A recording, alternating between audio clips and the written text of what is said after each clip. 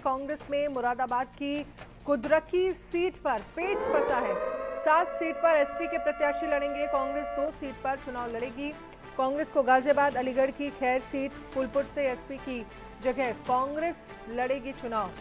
तो समाजवादी पार्टी की जगह फूलपुर की अगर हम सीट की बात करें तो कांग्रेस चुनाव लड़ेगी। कांग्रेस 2 सीट पर चुनाव लड़ेगी और बाकी 7 सीटों पर समाजवादी पार्टी चुनाव लड़ेगी। फूलपुर से एसपी की जगह कांग्रेस अब चुनाव लड़ेगी। यूपी में उपचुनाव से जुड़ी ये बड़ी खबर आपको दिखा रहे हैं। एसपी कांग्रेस में मुरादाबाद की कुंदरकी सीट पर 7 सीट पर एसपी के प्रत्याशी लड़ेंगे चुनाव। कांग्रेस 2 सीट पर चुनाव लड़ेगी। फूलपुर से एसपी की जगह कांग्रेस चुनाव लड़ेगी। ये सूत्रों के हवाले से जानकारी सामने आ रही है। यूपी में उपचुनाव से जुड़ी ये बड़ी खबर देखिए। उपचुनाव जो अपने आप में बेहद दिलचस्प उत्तर प्रदेश का नजर आ रहा है। चाहे समाजवादी पार्टी और कांग्रेस की बात करें, दूसरी तरफ बीजेपी है। 7 सीटों पर समाजवादी पार्टी और 2 पर कांग्रेस उपचुनाव लड़ रही है। उत्तर प्रदेश में उपचुनाव को लेकर अब बहुत कम समय बचा है। 25 तारीख तक हर प्रत्याशी को अपना नामांकन कर देना है। ऐसे में कोई भी राजनीतिक पार्टी कोई भी मौका छोड़ना नहीं चाहती। समाजवादी पार्टी में भी बड़ी बैठक चल रही है और इस बैठक में कुंदरकी की सीट को लेकर के आज प्रत्याशी के नाम को फाइनल कर लिया जाएगा। अखिलेश यादव ने यह मन बना लिया है कि 7 सीटों पर वो अपने प्रत्याशियों के नामों का ऐलान कर देंगे। अभी तक सिर्फ कुंदरकी सीट बची है जहां पर प्रत्याशी के नाम का ऐलान नहीं हुआ है। सपा सुप्रीमो अखिलेश यादव आज की बैठक के बाद आज देर शाम या कल सुबह तक कुंदरकी सीट पर भी प्रत्याशी के नाम का ऐलान करने के साथ ही ये बात क्लियर कर देंगे कि अब कांग्रेस के हिस्से में महज 2 ही सीटें रहने वाली हैं। यानी कि जिन 2 सीटों को कांग्रेस को दिया गया है, अब कांग्रेस को उन्हीं 2 सीटों पर अपना चुनाव लड़ना होगा। कुंदरकी सीट को लेकर के पूर्व सांसद संभल के जो रहे हैं शफीकुर रहमान बर्क और मौजूदा सांसद जो हैं जियाउर रहमान बर्क अब से थोड़ी दिन पहले मीटिंग में आए थे और अखिलेश यादव से मुलाकात करके उन्होंने कुंदरकी की सीट का पूरा सूरत हाल बता दिया था। यानी कि बची हुई सीट पर भी सपा अपना कैंडिडेट लड़ाएगी। कांग्रेस के हिस्से में 2 सीटें जा रही हैं, गाजियाबाद की सदर और अलीगढ़ की खैर। जिन 2 सीटों पर कांग्रेस को अपना प्रत्याशी उतारना होगा। इन सबके बीच एक जो रास्ता दोनों की गठबंधन को बेहतर रास्ते पर ले जाने का निकल रहा है वो ये है कि समाजवादी पार्टी किसी एक सीट पर अपने प्रत्याशी के नाम को बैक कर सकती है और उस सीट पर कांग्रेस के प्रत्याशी को मैदान में उतारा जा सकता है। और उसमें सबसे ज्यादा जो तेज चर्चाएं चल रही हैं वो फूलपुर की चल रही हैं। खबरें हैं कि मुजतबा सिद्दीकी जो समाजवादी पार्टी के प्रत्याशी हैं उनको समाजवादी पार्टी बैक कर सकती है या फिर मुजतबा सिद्दीकी को कांग्रेस के सिंबल पर फूलपुर से चुनाव लड़ाया जा सकता है। इन्हीं खबरों को शर्तों के साथ कांग्रेस के साथ जो गठबंधन की शक्ल है वो अमली जामा पहन पाएगी। कैमरा पर्सन दीपक के साथ मोहम्मद शबाब, इंडिया न्यूज, लखनऊ। इधर लखनऊ में समाजवादी पार्टी के कार्यालय में बैठक हुई। इस दौरान अखिलेश यादव ने दोहराया कि पीडीए की जीत होगी। सुनिए। हमें उम्मीद है आने वाले समय में ये पीडीए की लड़ाई को और मजबूत बनाने का काम करेंगे। जिस तरीके से सामाजिक और राजनीतिक रूप से भारतीय जनता पार्टी ने धोखा दिया है, हर समाज के लोग ये समझ गए हैं कि भारतीय जनता पार्टी पीडीए परिवार की दुश्मन है। और ये चुनाव में भी हम लोगों को देखने को मिल गया। बीएलओ का हटाना, अधिकारियों का हटाना, पुलिस सिपाहियों के नाम पता जानकारी करना, फिर जात के आधार पर हटाना, जात के आधार पर निर्देश देना और फिर अपने अधिकारियों की गुपचुप बैठक करना। और बड़े बड़े अधिकारी जो लखनऊ में बैठते हैं उन्होंने बाकायदा बैठक करके रणनीति बनाई है कि भारतीय जनता पार्टी को कैसे जिताएं, समाजवादियों को कैसे हराएं। लेकिन पीडीए परिवार के लोग सब एकजुट हो गए हैं। इस बार कितना भी ये साजिश कर लें, षड्यंत्र कर लें, कितनी भी रणनीति बना लें, लेकिन ये कामयाब नहीं होंगे। सुनने में यहां तक आ रहा है कि जिलाधिकारी वो भारतीय जनता पार्टी के जिला अध्यक्ष बन गए हैं।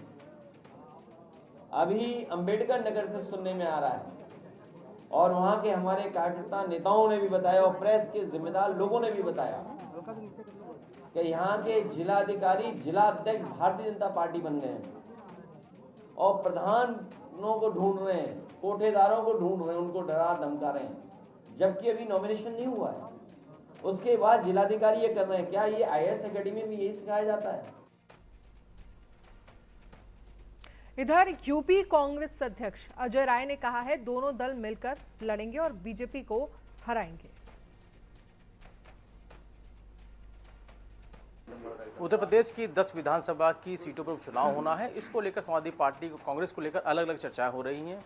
कांग्रेस पार्टी का क्या रुख है, हमारे साथ बातचीत करने के लिए यूपी कांग्रेस के अध्यक्ष अजय राय मौजूद हैं। सर, 2 सीटों को लेकर चर्चाएं थी, आप 4 से 5 मांग रहे थे, लेकिन अभी क्या बात बन नहीं पा रही है? नहीं, हमने 5 सीटों का प्रस्ताव पहले ही दिया था। आप सबको ध्यान होगा, मैंने जब भी बात कही है तो 5 सीटों की बात कही।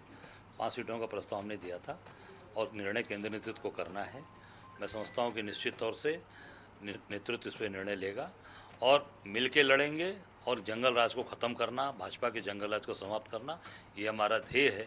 यही समाजवादी पार्टी भी चाहती है कि इनके जंगल राज को, इनके अत्याचार अन्याय को ख़त्म किया जाए। अभी आपने देखा बहराइच की घटना खुद इनके विधायक ही अपने कार्यकर्ताओं पे FIR करा रहे हैं। इससे प्रतीत होता है, साबित होता है कि ये पूरी तरीके से पहले से पूर्ण नियोजित और पूरी तरीके से पूरा षड्यंत्र किया करके इन्होंने बहराइच का दंगा कराया। तो मैं समझता हूँ इन सब चीज़ों से मुक्ति पाने के लिए हम सब लोग मिल के लड़ेंगे और इनको हराएंगे। चर्चा ये भी है कि समाजवादी पार्टी 2 सीटें देने के लिए राजी है, लेकिन आप 1 सीट फूलपुर की या कुंदरकी की मांग रहे हैं, जिसको लेकर शायद बात नहीं बन पा रही है। नहीं, हमने 5 सीटों का जो प्रस्ताव दिया हम उस पर कायम हैं और उसमें 5 सीटें जो हैं वो उसमें हमारे मझवा, फूलपुर, गाजियाबाद, खैर और एक मीरापुर, ये 5 सीटों का प्रस्ताव हमने दिया था, उस पर हम कायम हैं। अभी कुछ उधर से कुछ बातचीत हो पाई है, कितना समय देंगे? नेतृत्व को हमने अपना सुझाव दिया है। अब निर्णय नेतृत्व को लेना है। जो निर्णय नेतृत्व लेगा उसको हम सब लोग सारे कार्यकर्ता और एकजुटता के साथ उसको पालन करेंगे। अच्छा, ये भी कि है कि अगर 2 से ज़्यादा सीटें अगर नहीं मिलती है तो कांग्रेस पार्टी चुनाव लड़ेगी ही नहीं। अब ये निर्णय भी केंद्रीय नेतृत्व के पास है। हम लोगों ने भेज दिया अपना प्रस्ताव, अब वहाँ से जो निर्णय आएगा उसको के कार्यकर्ता मानेंगे और हम लोग मिलकर लड़ेंगे, ये तय है। जो भी स्थिति परिस्थितियाँ आएंगी मिल के लड़ेंगे और भाजपा को हराएंगे, ये पक्का है। माना जाए समाजवादी पार्टी के साथ गठबंधन रहेगा, चाहे कांग्रेस चुनाव लड़े या न लड़े? 100% 100% गठबंधन रहेगा। चाहे जो स्थिति रहेगी मिलके लड़ेंगे और भाजपा को हराएंगे और इनके जंगल राज को खत्म करेंगे। यादव ने कहा है कि बीजेपी पीडीए परिवार का वोट चाहती है, लेकिन पीडीए के लिए किया कुछ नहीं। बीजेपी ने केवल दंगा कराया, फर्जी इनकाउंटर कराए, हत्याएं कराई, बलात्कार हो रहे हैं। आप देख सकते हैं कि इनके राज्य में न प्रिंसिपल्स भी सुरक्षित नहीं है, महिला पुलिस भी सुरक्षित नहीं है। कल कानपुर के अंदर उसके साथ बलात्कार किया गया। तो महिलाएं पुलिस की वर्दी में भी सुरक्षित नहीं है। तो इस सरकार को हटाना हमारा ध्येय है, लक्ष्य है। यही अखिलेश जी भी चाहते हैं, समाजवादी पार्टी भी चाहती है। सीटों पर संविधान सम्मेलन करने की बात कर रहे थे, क्या वो भी रहेगा? ये संविधान सम्मेलन तो हमने किया और आगे भी हम करते रहेंगे। हम आगे पूरी ताकत के साथ तैयारी करेंगे। पहले उपचुनाव लड़कर जीतेंगे और भारतीय जनता पार्टी को बुरी तरीके से हराना हमारा ध्येय है, उस पर हम काम करेंगे।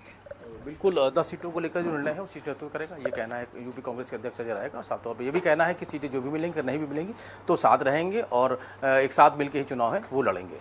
तो राजेंद्र के साथ रवि कुमार, इंडिया लखनऊ।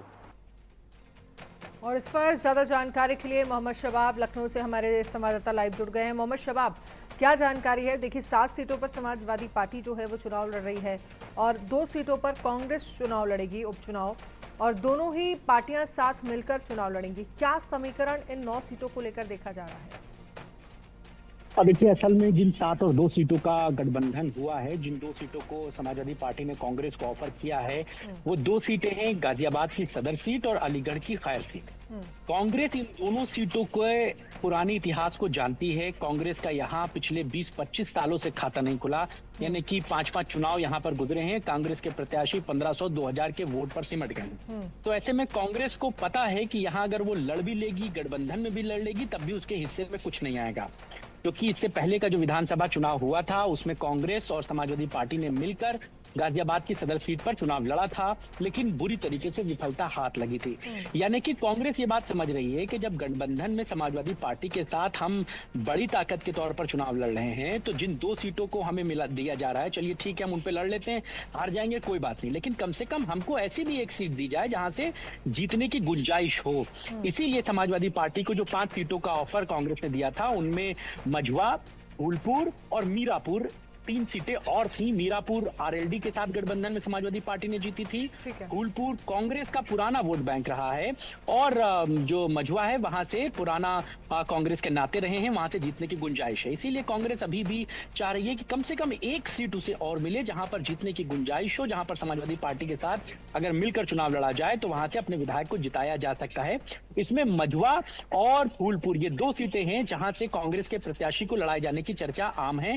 हालांकि इन दोनों ही सीटों पर समाजवादी पार्टी ने अपने प्रत्याशी को उतार दिया है, लेकिन खबरें ये हैं कि इन दोनों ही ठीक है, चलिए जगहों मोहम्मद से या शबाब तो आप समाजवादी हमारे साथ रहिएगा, आगे भी खबर पर आपसे अपडेट लेंगे, लेकिन इससे पहले हम खबर दिखाएंगे दर्शकों को।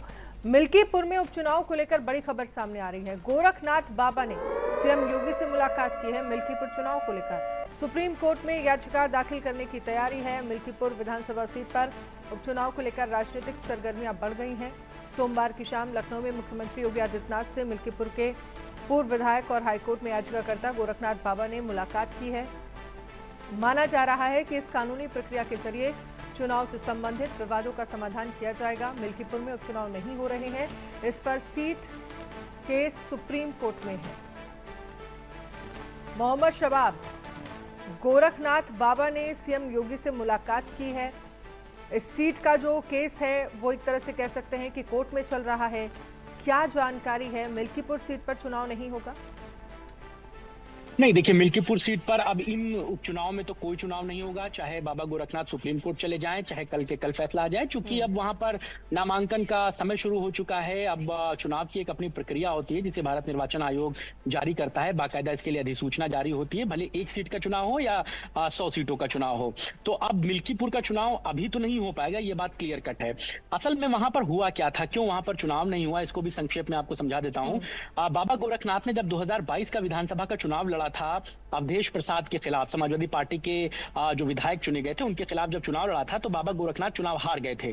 चूंकि बाबा गोरखनाथ 2017 में विधायकी का चुनाव जीते थे, 22 में हार गए, तो उन्होंने एक आरटीआई लगाई और उस आरटीआई में ये जवाब मांगा गया कि अवधेश प्रसाद का जो डॉक्यूमेंटेशन किया था, मतलब विधायकी का चुनाव लड़ने के लिए जो नोटरी बनाई जाती है, जो वकील होता है, उसके बारे में जब एक आरटीआई लगाकर उन्होंने जवाब मांगा तो मालूम ये पड़ा कि जिस वकील ने अवधेश प्रसाद के डॉक्यूमेंटेशन को बनाया था, वो वकील का नोटरी बनाने का जो सर्टिफिकेट था वो 3 साल पहले ही खत्म हो चुका था। यानी कि जिस व्यक्ति का नोटरी बनाने का लाइसेंस ही निरस्त हो चुका हो, वो नोटरी कैसे बना सकता है? अगर किसी के नोटरी के कागज जो फॉल्स पाए गए तो नो डाउट उसकी विधायकी पर भी सवाल हो जाएंगे। ये याचिका उन्होंने हाईकोर्ट में लगाई, लेकिन इस याचिका पर हाईकोर्ट में कोई सुनवाई नहीं हुई, तारीखें डलती गई और उसके बाद नतीजा ये हुआ कि 22 के बाद 24 के चुनाव आ गए। 24 के चुनाव में, लोकसभा के चुनाव में अवधेश प्रसाद ने अपनी विधायकी को छोड़ दिया और वो लोकसभा के सांसद बन गए। जब वो विधायकी उनकी छूट गई, जब वो जगह रिक्त हो गई, तो जो भी याचिका उस पर पड़ी थी वो अपने आप नल एंड वाइड हो गई। भारत निर्वाचन आयोग ने जब सारी सीटों का ऐलान कर दिया, मिल्कीपुर का ऐलान नहीं हुआ, तब बाबा गोरखनाथ को ये लगा कि उनकी याचिका की वजह से यहाँ मामला फंस गया। आनन फानन में वो हाईकोर्ट पहुंचे, लेकिन वहां पर तारीख लग गई, लिहाजा वहां पर चुनाव नहीं हो पा रहा है। अब अगर वो सुप्रीम कोर्ट जाएंगे भी तो उनको इंतजार ही करना होगा। अब आगे 1 सीट के लिए चुनाव हो या आगे किसी और विधानसभा या बाई इलेक्शन के साथ मिल्कीपुर का चुनाव हो, तभी वहां पर कुछ पॉसिबिलिटी बनती है। फिलहाल अभी वहां पर चुनाव की कोई पॉसिबिलिटी नहीं बनती। चलिए मोहम्मद शबाब, बहुत बहुत शुक्रिया तमाम जानकारी के लिए। एक छोटे से ब्रेक के लिए रुकेंगे, ब्रेक के उस पार खबरें लगातार जारी हैं, अब बने रहिए इंडिया न्यूज़ के